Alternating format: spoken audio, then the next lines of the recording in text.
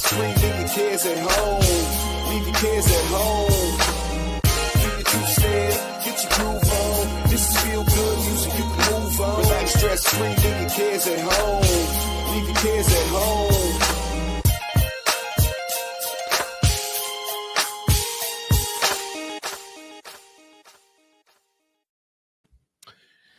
Yep. We are here on a Tuesday night. Is the Keto Cookout. We'll give ourselves an applause. Yeah. I got my man Rick with me, charging Mopar, coming to a canal near you. It's my guy, man. How you doing, Rick? I'm doing pretty good. That's great, man. Always good to see you. Always good to be with you. Folks coming on in the room, come on in. We're going to do what we do here. Just have a little fun on a Tuesday night on the cam with the fam. How we roll. Shout out to our guy Paul. Paul McGrogan says, hey, everyone. Everyone says, hey, back.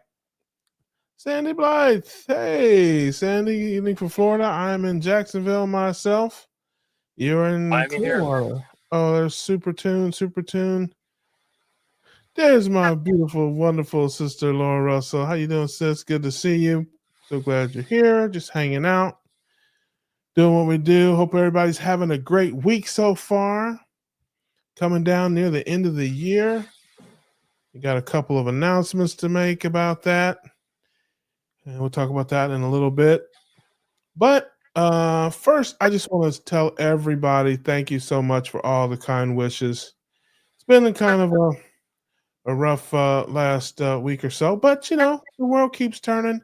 We keep finding ways to smile, and but everybody was just, I appreciate all the love, all the comments, all the folks on Facebook, all the folks sent me emails and different things, comments on the channel. I appreciate that, man. It really means a lot. Appreciate you guys thinking of me. And Super Tune says Rick's a saint in that pristine white shirt. Yes, see, he looks like the defendant. That's what he's he just got back from court. He got another lawsuit from the American Waterfowl Association accusing him of unspeakable crimes against waterfowl. Yeah, so how was court there, Rick? How'd it go, man? How'd it go? Oh, you know me. I always win, so that's really good. Yeah, you always win because he's got guillotines in his backyard. When I get done, it's always delicious. Absolutely. Okay, we'll get into that a little bit here. Tell us about the latest and greatest heart attack cuisine at the Charger Mopar Estate. What have we been doing lately? Well, as you see, I made a little video about heart attack turkey, and I was showing everybody how you can cook your turkey right on the stove. You don't need one of those big old turkey fryers that you can burn your house down. All you need is a pot of beef tallow or lard and a turkey, and you cut it up in pieces. After you tenderize it, I was kind of upset because the turkey had all kinds of sugar and other crap pumped into it. So I had to kind of give it a little workout. Then I had to give it a bath, a little sauna treatment. But eventually the turkey was conditioned just right, and I sectioned it up and I fried it up, and it was delicious. Yeah, in fact, my friend that gave me the turkey, he wanted a piece of it, so I gave him a piece of it, and he was really impressed. He says, wow, that's amazing. The turkey tastes so good. What did you put on it? I said, nothing. I just cut it in pieces, and I put it in beef tallow, and that was it. So I think I have another convert to the heart attack turkey. I love that.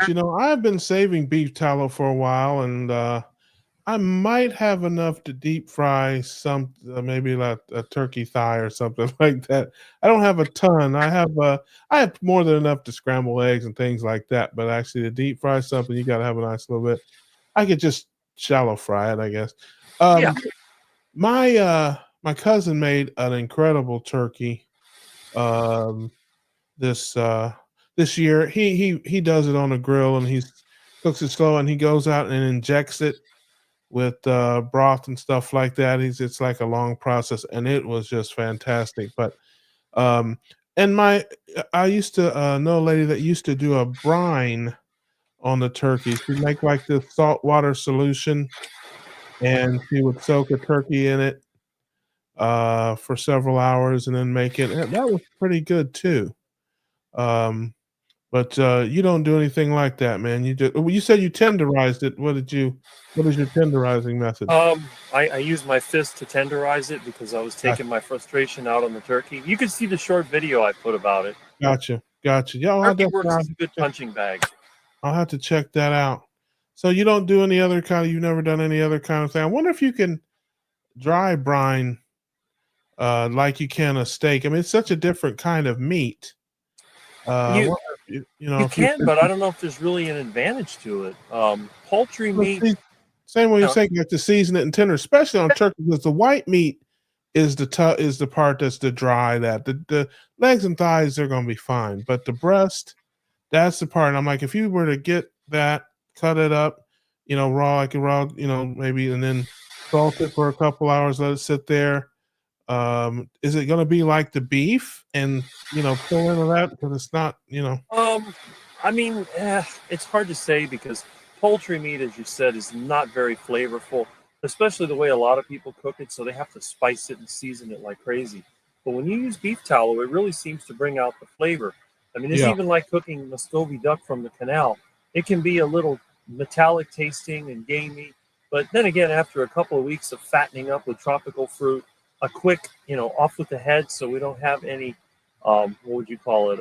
Adrenaline. He Yeah. just 1 minute he's eating, and the next minute, you know, Yeah, then the meat is. I learned that from you. I did not know that. For those, this is the Wild Kingdom segment of the Keto Cookout. I learned from you that mad ducks or riled up ducks, you can taste it in the meat. You want them to be comfortable, relaxed, Mhm. happy when you Remove the kill head. them because and that's amazing to me. Well, if you think about it, commercial poultry is generally processed with the birds upside down. So what they do, they take the birds, they hang them by their feet upside down. That way the blood runs to their head. And basically they're not able to do much of anything because they're just sort of out of it. And then they use electricity to stun them. Because the thing is, if they're flapping away and you're Mhm. trying to cut their neck, the meat's gonna get really a strong taste. So you want your birds to be as relaxed as possible. That's why I say when I get my ducks, I don't like to shoot them at the canal because, well, first of all, then you get the neighbors calling the police on you. But if you can grab them with a net and stuff them in a box, then you bring them home and you give them a couple of weeks or more so they're nice and relaxed and nice and tender. And the males have mated, they gotten all their energy out mating with the females and they're having a good old time. And then one day when he sticks his head in to get something to eat, that's it. It Mhm. happens so quickly. So my Muscovy duck is flavorful, and then it's cooked in beef tallow, so it's really good. There's not a lot of fat on a Muscovy unless you feed them a lot of junk food. Then they get a little bit fatty. In fact, their liver is almost like foie gras. If you give them corn chips and popcorn and all the other snack foods, a lot of bread, their liver will become really fatty, and then it's Hmm. quite flavorful. But I feel sorry for the poor bird because I actually did overfeed a duck and it died of a heart attack. So, because this was one of those ducks that was behind the hospital that the nurses and the workers were feeding junk food all the time. He was fat already. And I tried to fatten him up with tropical fruit. I gave him bananas, I gave him guavas, all kinds of stuff. And then he just dropped dead. I found him dead and I go, oh no, what's wrong with him? So when I cut him open, I wanted to see what happened. And his heart was covered in fat and the artery, the arteries coming out of the heart were all plugged up. So he actually did have a heart attack. So, Oh, so you ducks did can have a heart attack. so you heard it first there. Our man Rick also does duck autopsies, ladies and gentlemen. I mean, not only does this man hunt ducks, make them comfortable, guillotine them, but if they were to die suddenly, he will he will do an autopsy on a duck and find the cause of death. Well, the thing is, I don't want to waste the meat. If the meat is safe to eat, I went ahead, I ate him anyway because once I cut him open, I realized he wasn't rotting. He didn't have any parasites or anything. He just had a heart attack. And he had a heart attack within minutes because I was feeding him. And next thing I know, he's like on his side with his legs moving and he's not breathing. I'm thinking, okay, what happened? So when I cut him open, then I realized, yeah, he had a heart attack. And I cooked him up. He was still tasty. So it wasn't like he was wasted. Otherwise, he'll be eaten by the vultures. That was an amazing. That is amazing. I did not know that ducks had heart attacks. That's Well, chickens have heart attacks pretty commonly. You can look it up. Those broiler chickens that they use for commercial chicken, they grow so fast. Within 3 to 6 months, they're full size, and a lot of times they can barely walk. They're bred to grow quickly, but then at the expense of not having a good circulatory system. So they do get heart attacks. And in fact, if you try to raise one longer than a year or whatever, they usually do die of heart disease because obviously the food that they're raised on and how quick they grow. You know, the wild chickens, they're not that big. You think about it, before the 1960s, I think chicken was a luxury meat. It was like duck. It wasn't cheap. But now chicken is one of the cheapest meats you can get because of the factory farming and the way that they've engineered the birds. So they do get heart attacks pretty commonly. yeah. That is that's fascinating. I never thought that. I wonder what like a chicken's natural food is probably it's not corn and stuff like that. What they feed them, I guess what do they eat? Worms and things like Yeah, that. Maybe bugs are their favorite. Gotcha. Chickens will eat grass, seeds, fruit. The chicken basically eats anything. But if they got a choice, the first thing they'll get is the bugs. And I've had like guavas and stuff that had worms in it. You throw it to the chickens, the first thing they hit is the worms. And then if there's a little bit of fruit left, they'll eat that. But all birds love bugs, except maybe doves. Doves tend to be more of a seed and plant eating bird. But pigeons will eat anything, but pigeons do prefer seeds and plants and stuff like that. But ducks and water birds, they love insects, fish, anything that moves. So usually, if something's moving, that's the first thing they're going to get. And then when they don't have that, they just eat the plants. A goose eats more grass than anything, although they will eat insects. A goose they're basically a grazing bird. That's why their beak is a different shape, so they can cut and pull off the grass. Yeah, we have a retention pond nearby, and every so often a big herd of a flock, I guess it wouldn't be a herd of geese, will wander and they will roll through my yard just eating and pooping everywhere. Mm-hmm. I mean, it's just, it's nuts. Sandy says, Rick is a winner. You better believe he is. Absolutely, he is. Letting help clean up the turkey. Oh, yeah. Oh, yeah. It's true. My dad used to kill chickens. I thought they hung chickens upside down so they could bleed out easiser. No, it's part of the calming process because, again, you don't want them to be stressed out. Yeah. What's going on, Bruce? So anyway, had a funeral and stuff this weekend, but there were some highlights. Tried out a new Brazilian steakhouse that was good, and I actually took 2 vegetarians with me to a Brazilian steakhouse. Listen, hey, listen. This is funny. This is true. I got there first. Okay. Shout out to my sister Debbie if she happens to be watching. I love my big sister Debbie. She is the best. She's my other siblings don't watch, so she's my favorite because she'll drink and eat steak with me. But so I did. I had a couple of light beers in my grief, but we went out, and so my brother Don and his wife, who are vegetarians, and I think his wife is actually second generation vegetarian. But in any event, I was like, hey, I sent a group text out to everybody. 90% of my family is vegetarian. I said, hey, listen, I'm going to a Brazilian steakhouse, and whoever wants to join me, I'll be there at 7:30. And Debbie, I'd already talked to Debbie about it. She was down. She's like, yes, I need to eat something that had parents.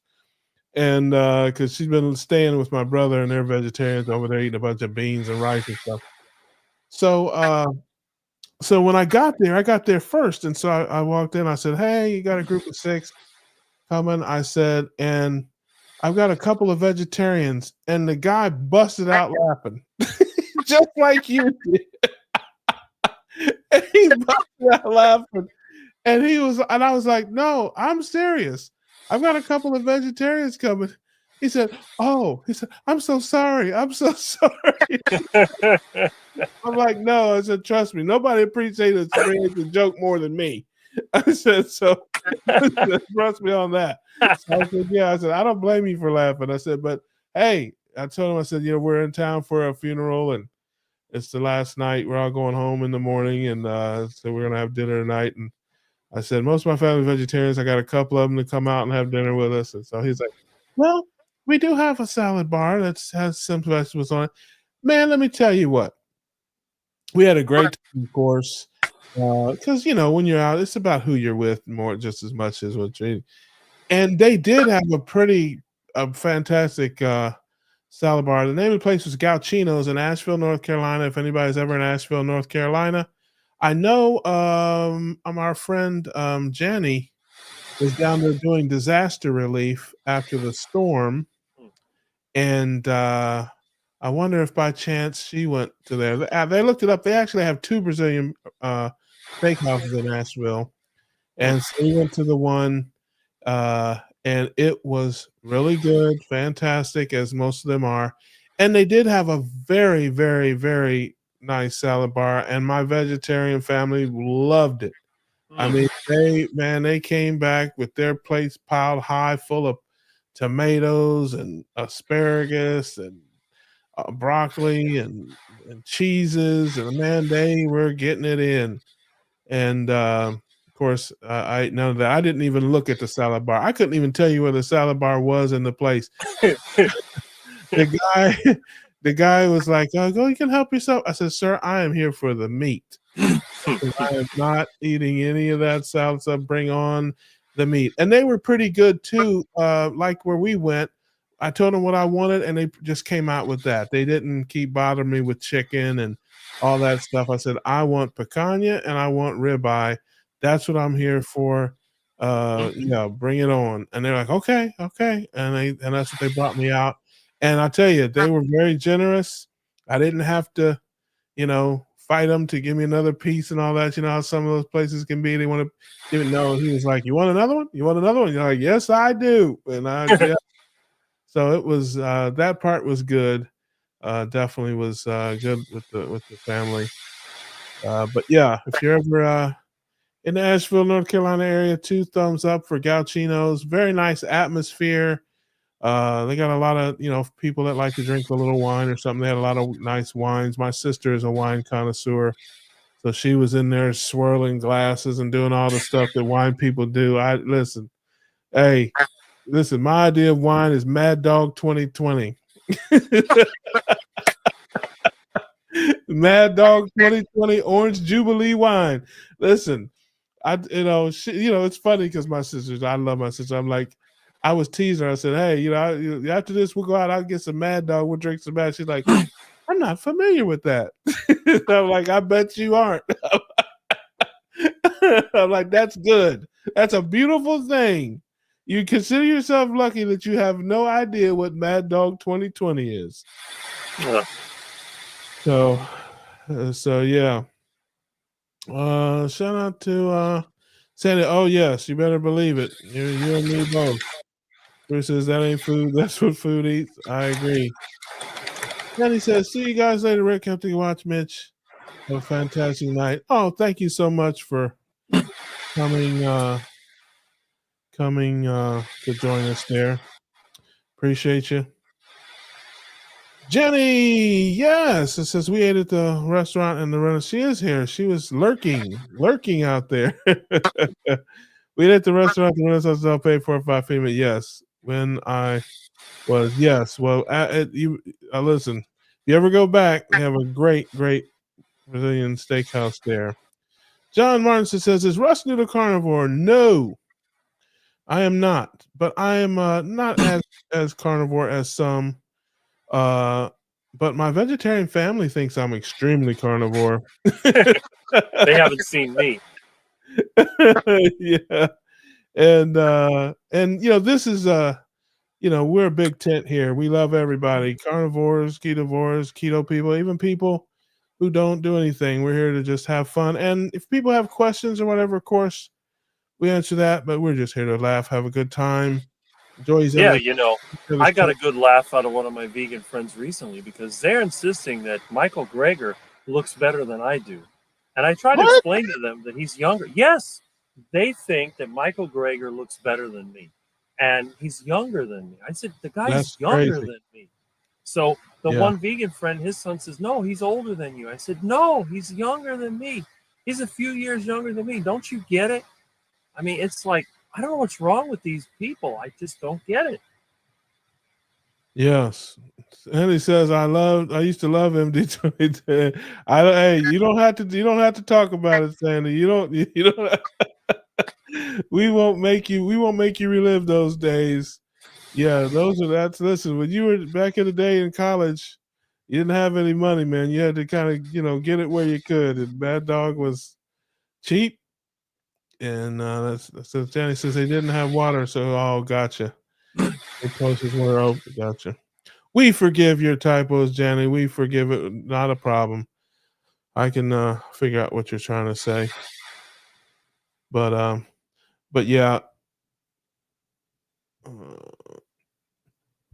But yes, no, but yeah, we had a good time there. And I've never been to a bad Brazilian steakhouse. I've been to the one that I went to in Ocala, didn't serve ribeye. That's the only one I would say that I can't say I'd never go back there again, but I'd be looking around for somewhere else, man. If you go to Brazilian steakhouse that doesn't serve ribeye, my goodness. I love picanha, but it's my second favorite cut of meat. So, Oh, I love it. Semi-retired Bob is here. Rick's hair looks like court Oh, shots fired. Shots fired. Hey, I still got people that think I color my hair, but I tell them, look, you can look as close as you want. Ain't no coloring going on there. Johnson says, Russ lost any weight since changing his diet? Absolutely. You can go back and look at my old videos. You can see I've lost down about 60 pounds. But more importantly than that, my A1C is down to 4.8. My fasting insulin dropped from 23 to 11. My liver numbers went from 29, I think, and 31 to 13 and 14.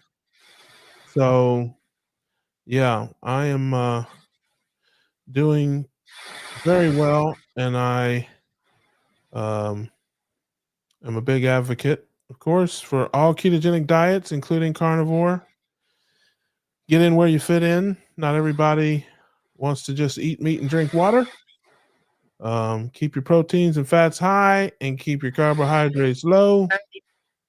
That is what we preach here. And find your way. Big tent. We love everybody. We don't preach. We're not the food police, but we do want to share the message with everyone so people can do what's best for them. Appreciate you being here, John. Thanks for the questions. And I didn't mention it before, but if folks want to join, we've got a link in the chat. Always should have said that before. If you want to come in, don't be afraid. Yes, link is in the chat. You can come in, chat with us, hang out.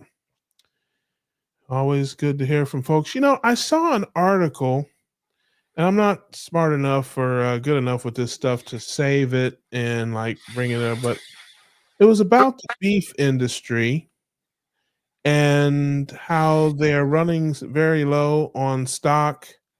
Cattle stock is at the lowest point, I guess, in 40 years now. And it's going to get lower because they say they're starting to, the female cows now, they're starting to butcher those.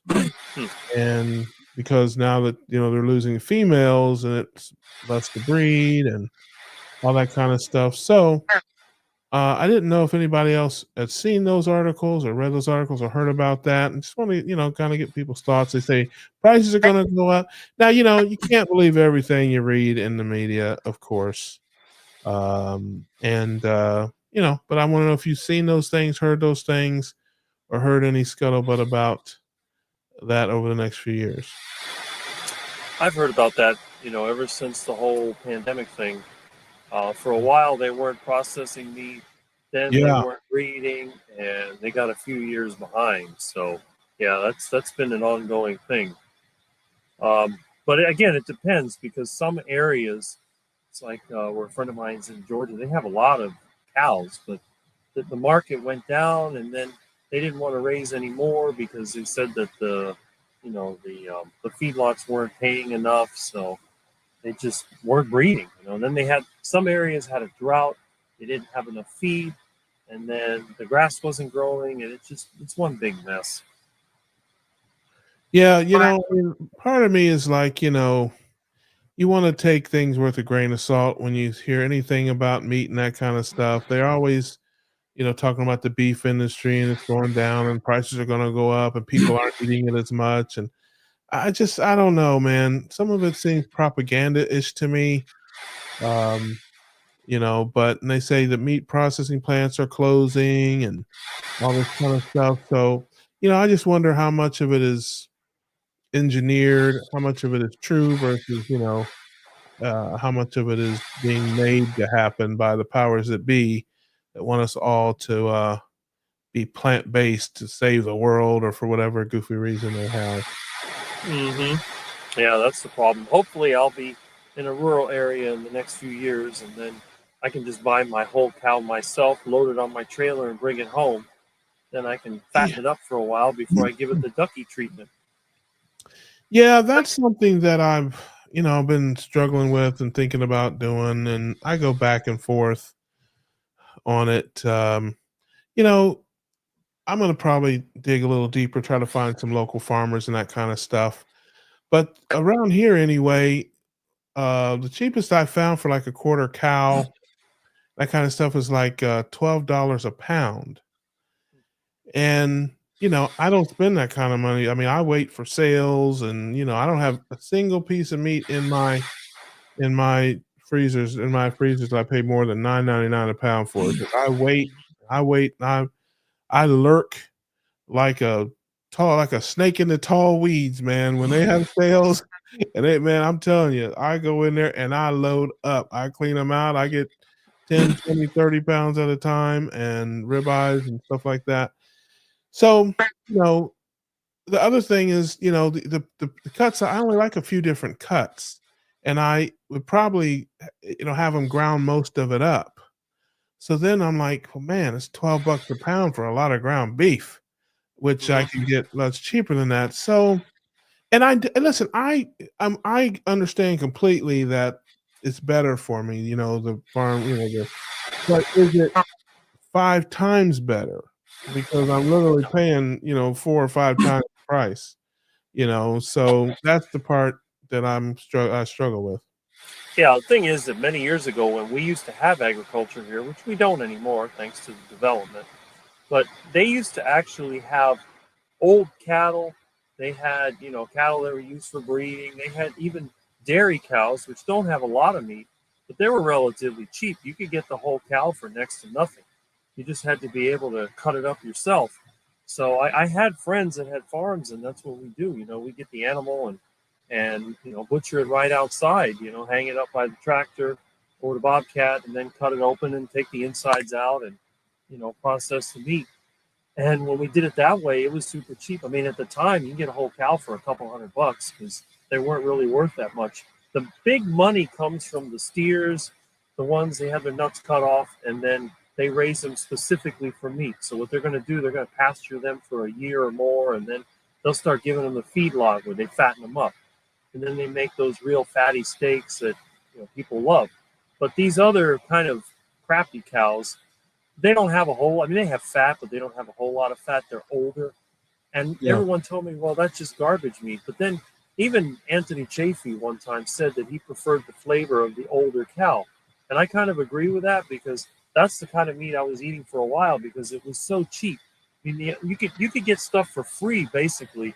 If somebody was cutting up a cow for meat, they'd give you all that fat and all the leftovers for free, and I could make pet food out of that, or I could use the fat to make beef tallow. So it was really handy. And I'm sure that in other parts of Florida, I know that around the lake and all that, there's a bunch of farmland. They have a lot of pastures. So I think it's only a matter of finding making friends with the right people and finding a whole cow and doing the same thing that we used to. It's just now down here, the only cattle they raise have 2 legs and they pile them up in condominiums, and they're not really edible, so it doesn't do me any good. I got you. Robert and John. Bruce says Russ makes it fun to join.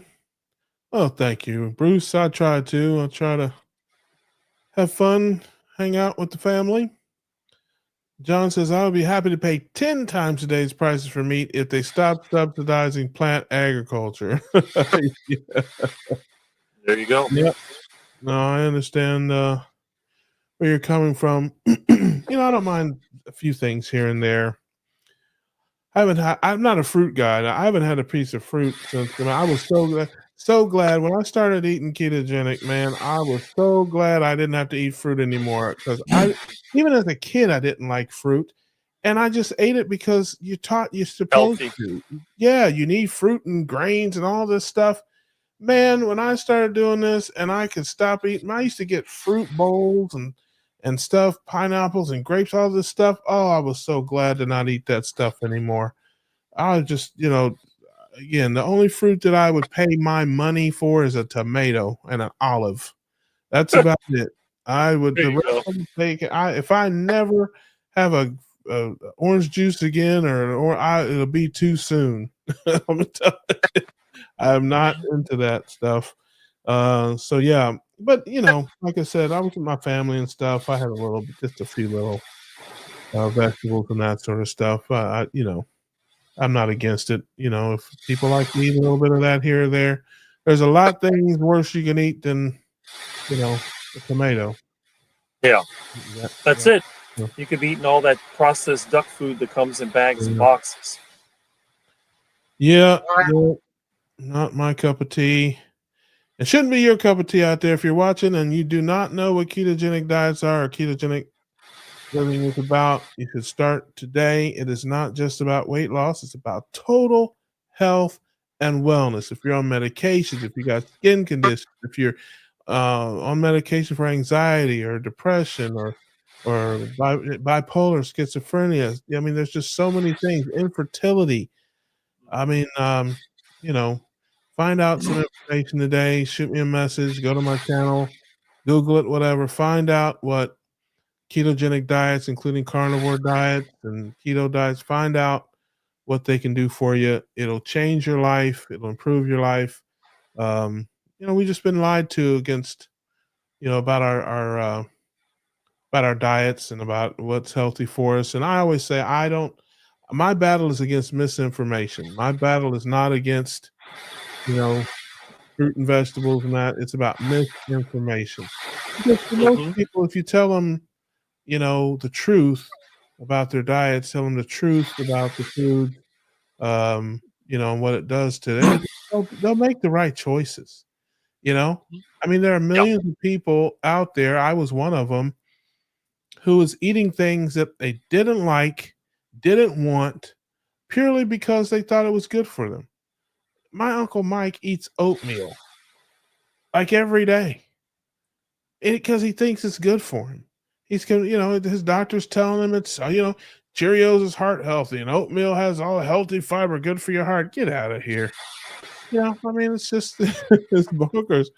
I don't even think he likes it that much. It's just he wants to be healthy. So how can anybody like oatmeal? It's nasty. Well, listen, you put enough brown sugar and cinnamon in it, it's makes it worse.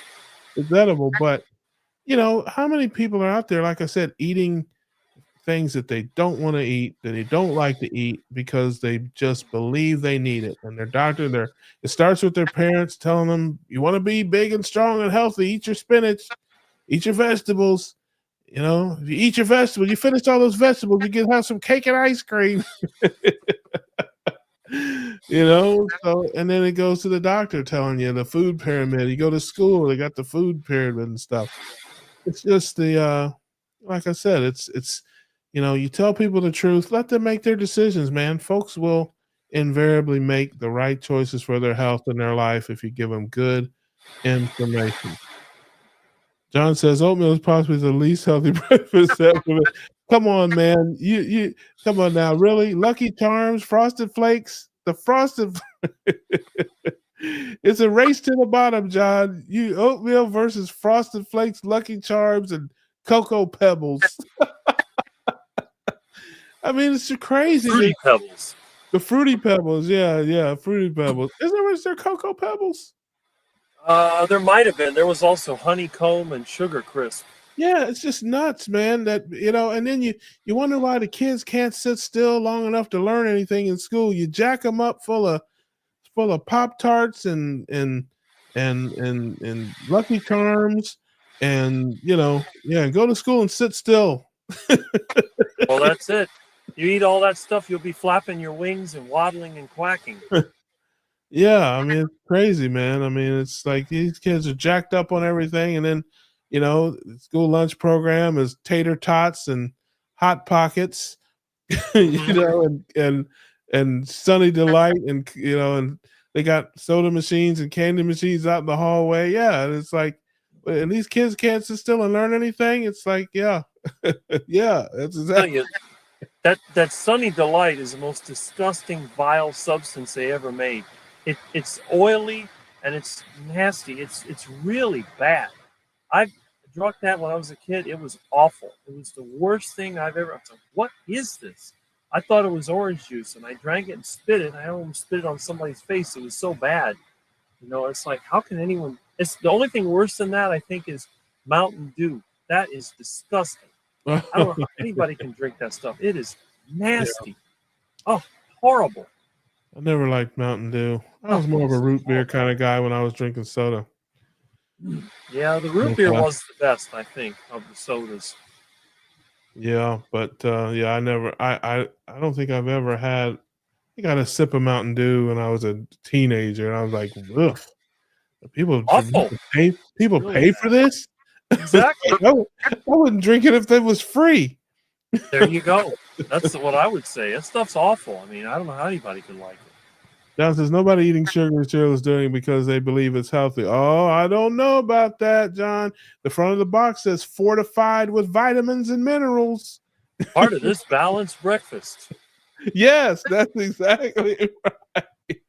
Yes, they love that. The breakfast of champions. William, good to see you, my man.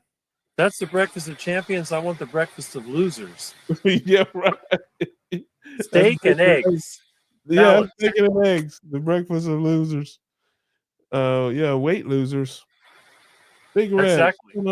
I don't know if you're saying hi to somebody or if that's I don't know what that is, Bruce. But yeah, man, it's crazy. The misinformation that's out there. What's it? How many servings of fruit and vegetables you need a day? Oh, it's crazy. I watch some. They got that Balance of Nature commercial. I see that all the time on different channels I watch, where it's like, oh, it's got all these fruits and vegetables compressed into these tablets because you need 6 to 8 servings of fruit and vegetables a day. Like, okay, I might get 6 to 8 servings of fruit and vegetables a quarter. Maybe not a fruit. Vegetables. I can't believe fruit. Well, this is my father-in-law once drank a Mountain Dew as a way for 2 days. Yeah, I don't know if I think I read or heard somewhere that Mountain Dew had the most sugar and caffeine of any soft drink. Do you remember back in the day there was a soft drink that came out that was controversial called Jolt? Yeah. And it was supposed to have more caffeine and sugar than anything. I mean, it was just like, and people were like up in arms about it. There was like a big thing. Oh my goodness, this is going to do just terrible. I'll be willing to bet you, if you look at the sugar content and stuff of that stuff, that was probably 20, 30 years ago. Mm-hmm. We probably have a million drinks on the market that are worse than that. Well, energy drinks. The what drinks? Energy drinks. Yeah. I know people that live on those things. And younger people, younger than me, they're drinking them all the time. And I don't know, why do you drink that? I mean, I need energy. Well, All I drink is water. I got plenty of energy. What's the deal? I'm double their age. Yeah, yeah. I drink a lot. I drink a little bit of. I drink some green tea. Yeah, I was watching Jason Fung. I saw a Fast food video of talk. his. Yeah, yeah, and he had a video about the benefits of green tea. I'm like, okay, I'm game. So I got some, and I drink it, a couple times a week. That's good. I sweeten it with a little monk. I sweeten it with a little monk extract and allulose. Not super sweet, just I like a little, just a very mild. Yeah, it's just something to break the monotony.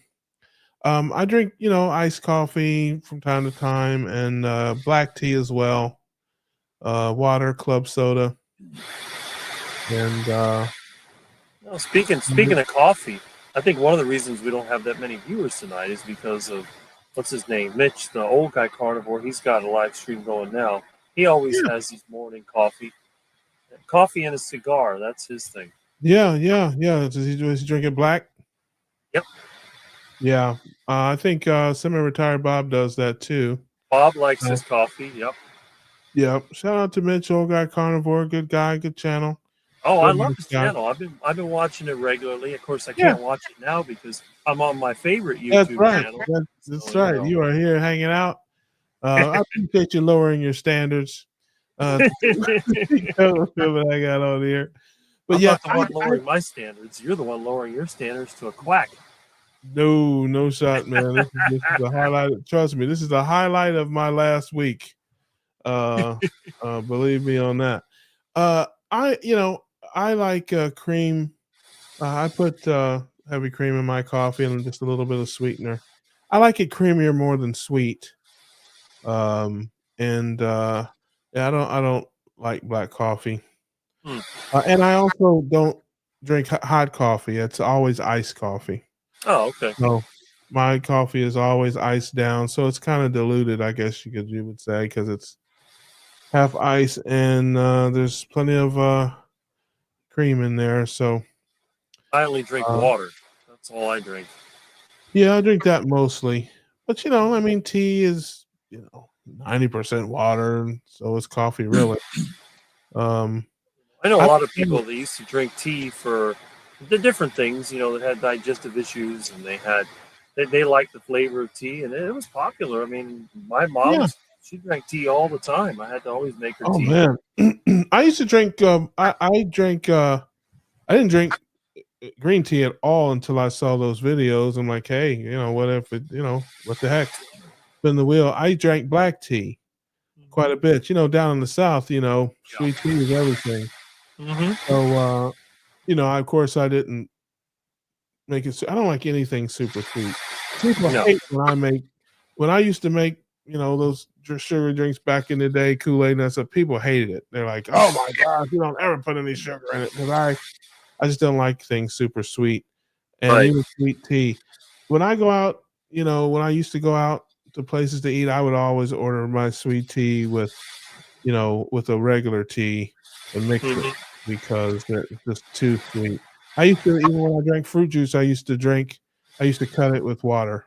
People thought I was just being cheap. Like, no, it's just too sweet. I can't. I mean, it's ridiculous how sweet this stuff is. Yeah. So, like I said, I'm glad to not be drinking that stuff anymore. Anyway, my father. Oh, I saw that one already. But so I used to go to motocross races. They're sponsored by Rockstar or Monster. The pro racers don't drink that garbage. Smart. That's smart. Yeah, I've never ever had one of those. I couldn't tell you what they're like. Are they like sodas or are they like a Kool-Aid kind of drink? Are they carbonated or I've never had any of that. I've never tried it. Yeah. For instance, I drink my coffee with butter, heavy cream, and allulose. My man.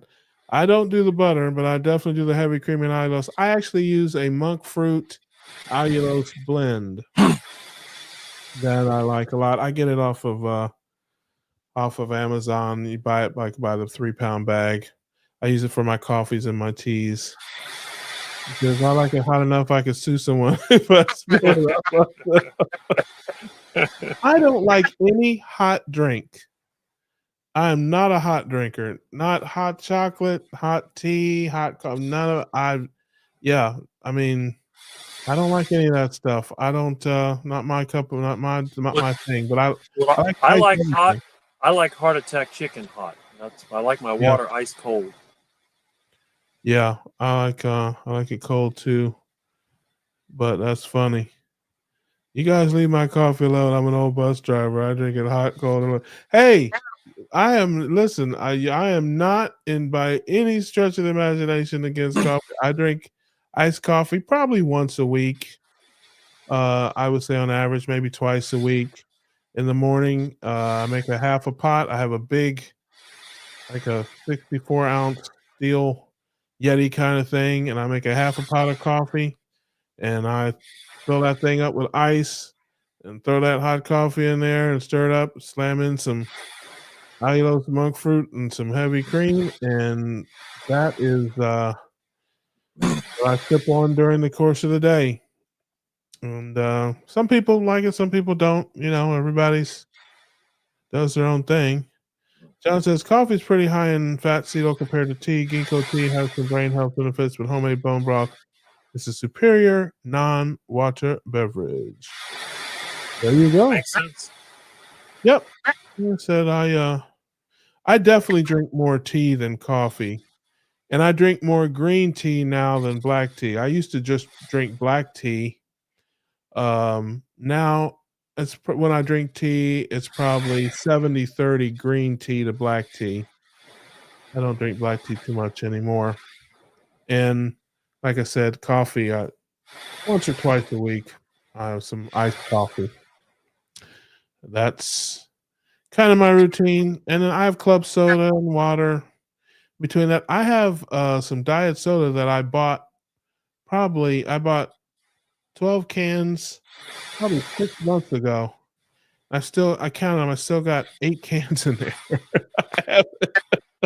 I just have it, and it's Diet Right, which is the only carbonated drink I drink because it's sweetened with Splenda. It's the only soda that I know of,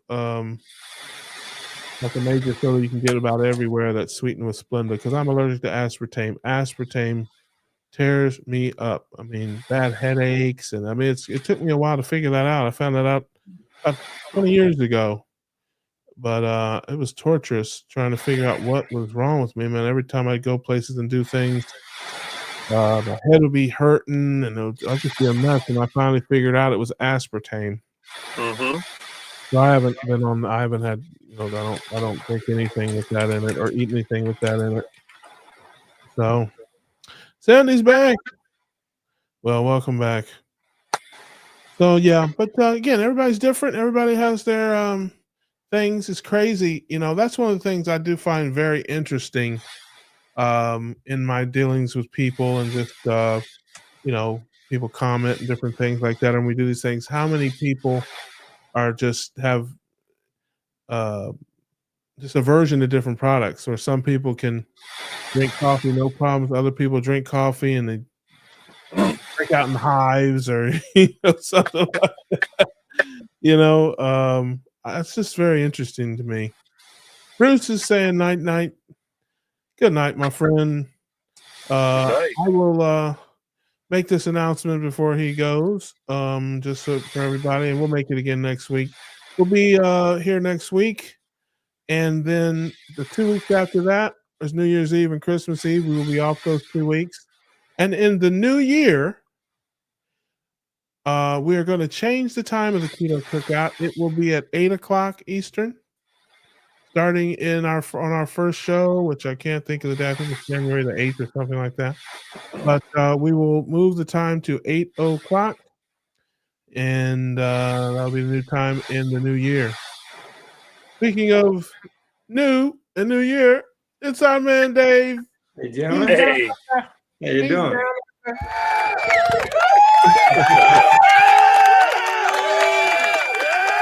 It's good to see you, brother. Good to see you, man. It looks like you got a new background, and you got all kinds of new things going on. Look at you, man. How you doing, brother?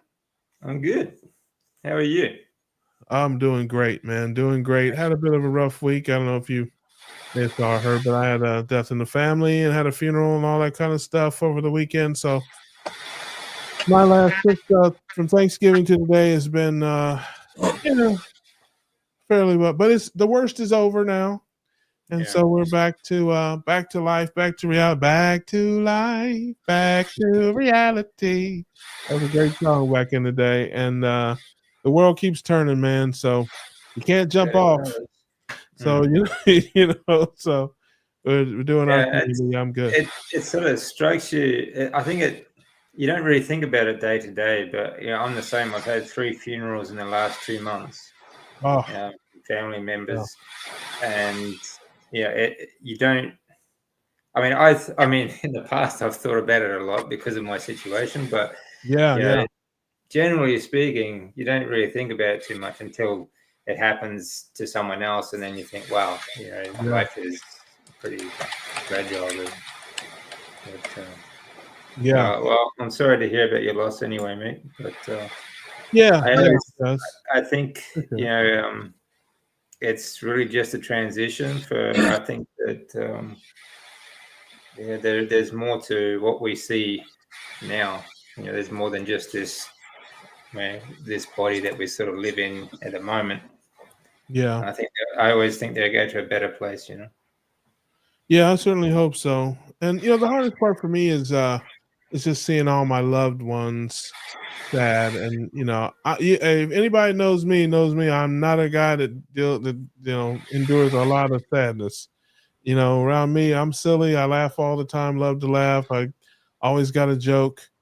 And it's just it hurts when you see all your friends and family around, and they're just sad, and there's nothing you can do. There's no joke you can tell. There's no any of that kind of stuff. That's the hardest part for me, is seeing the people you love being hurt and you can't help them.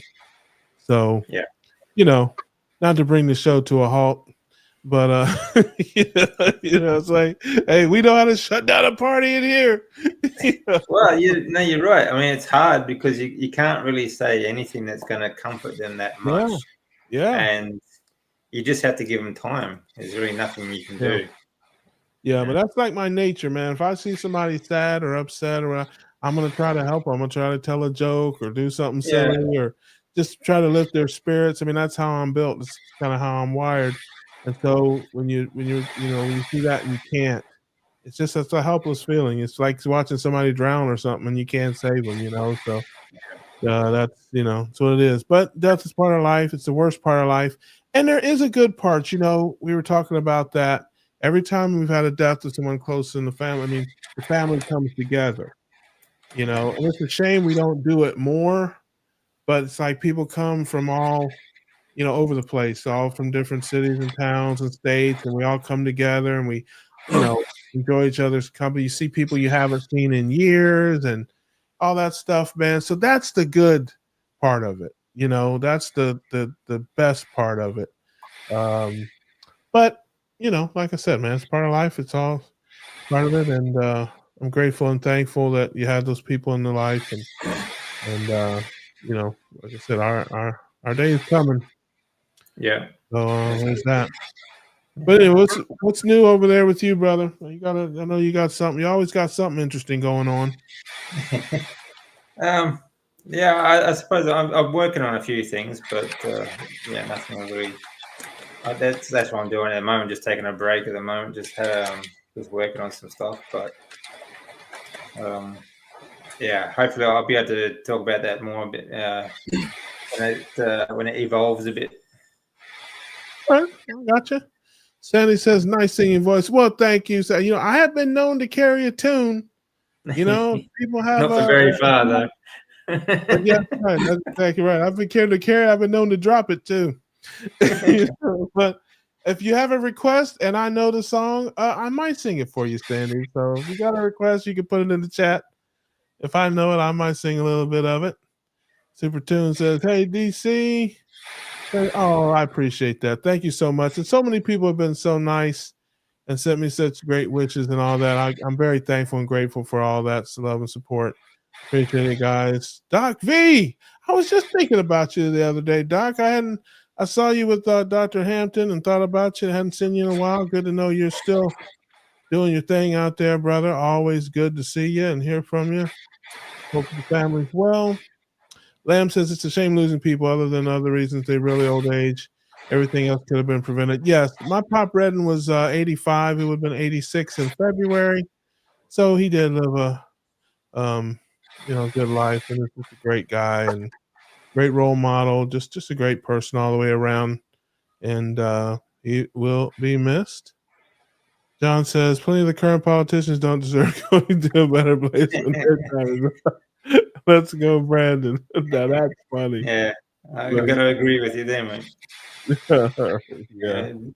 Yeah.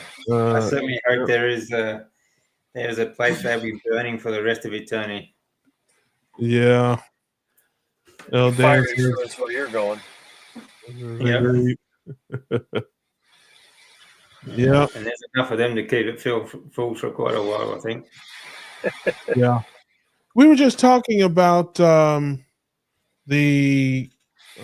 cattle. I read an article about the cattle industry being on its last leg, and the population of cattle is way down, and now they're butchering female cows where they didn't before as much, and the meat packing places are going out of business, and this and that.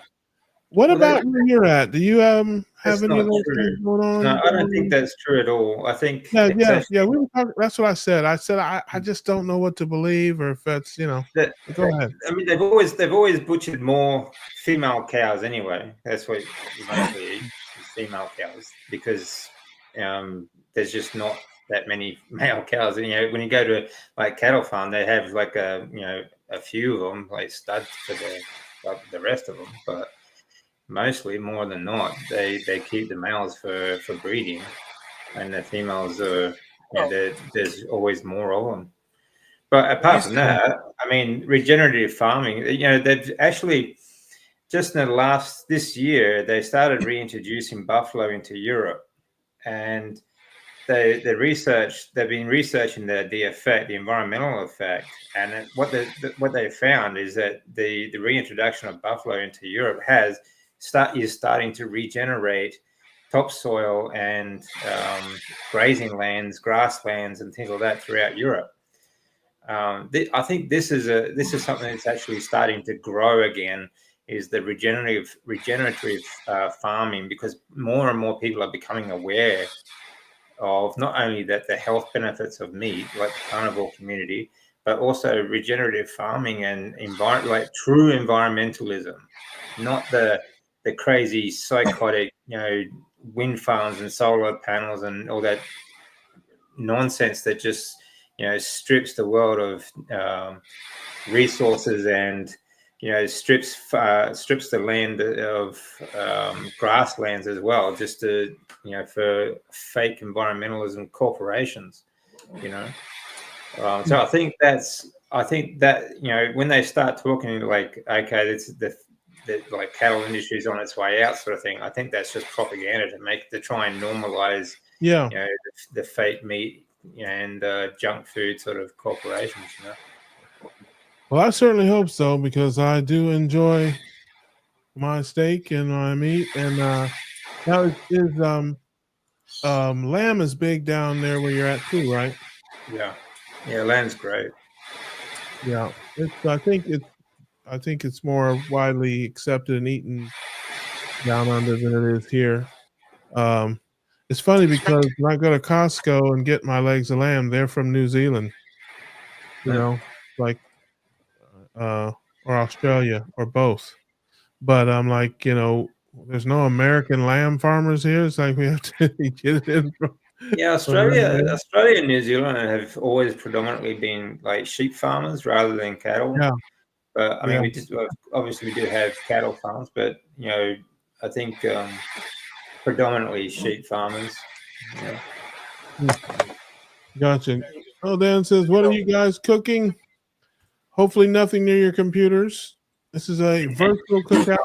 Just kidding. He's joking around. We love the jokes. We're all about the jokes here. We're just hanging out on a Tuesday night, having a little fun, and that's what we're all about here.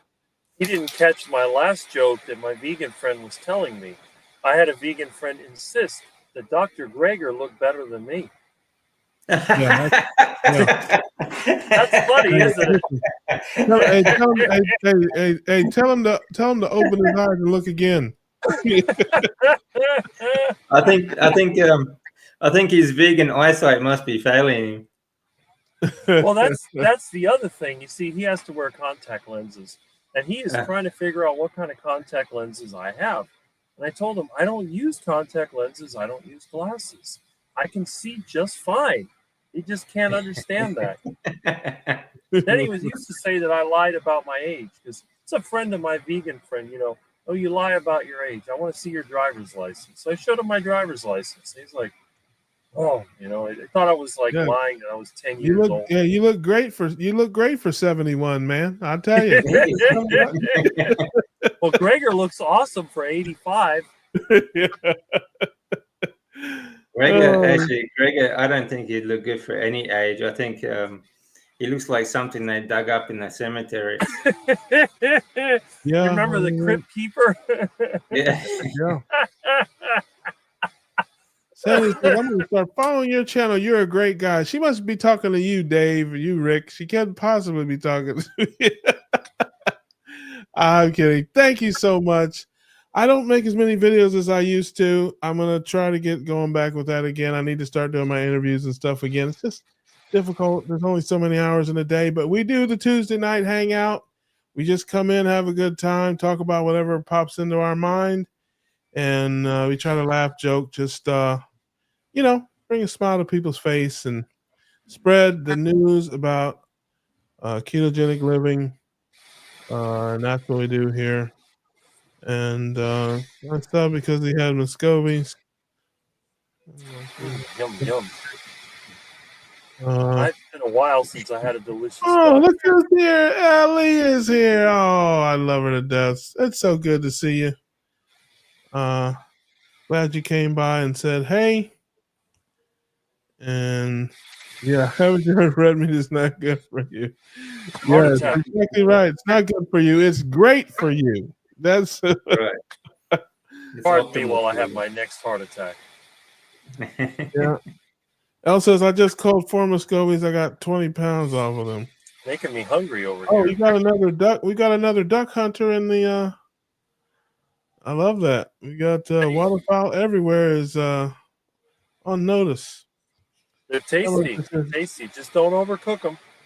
Yeah, green energy is completely dependent on fossil fuels. Yeah, it's funny. I have that argument every once in a while, folks. It's like, okay, where do you think you're going to get the electricity to charge up your electric car from? It ain't going to be all sunshine. You can't put sunshine in your gas. Another thing too is that I don't like calling them fossil fuels because they're not fossil fuels. They're actually renewable fuels. Like oil, the world as it spins, it rotates. It reproduces oil as it goes. It's like there's the next. Yeah. The planet's most or the biggest resource is water, but the next most abundant fluid is actually oil. We're never going to run out of oil. But we use it for everything. We use it for making, Sure. I think it's crazy. You see these. It's amazing how ignorant these people are. Like you see, like Tesla's driving around. They've got like RIP oil for their number plate. It uses oil to make to every part of that car.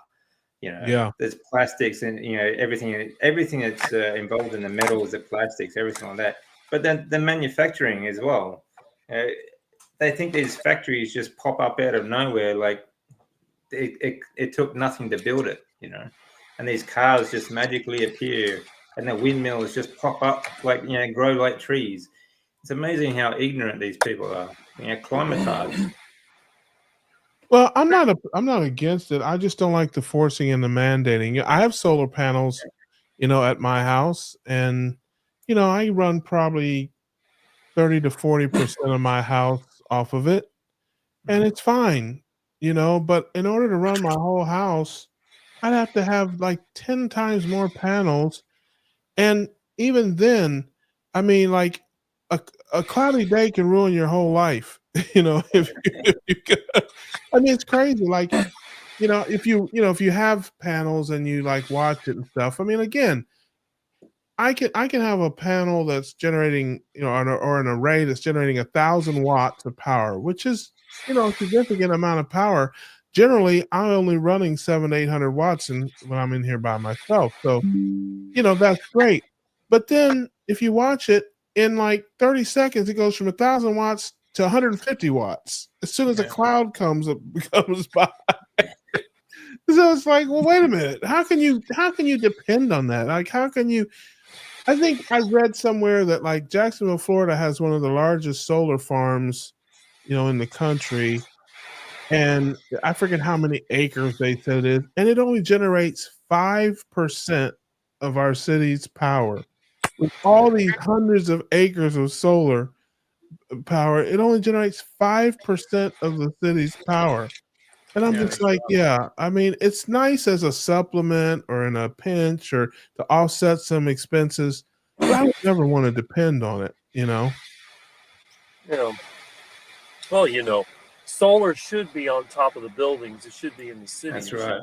Out there and farmland. That's just plain stupid. You're going to lose all that power transmitting it. It doesn't make sense.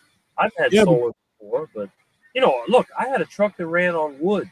I use used cooking oil to run my other truck. I ride a bike half the time. I use less fuel than anybody.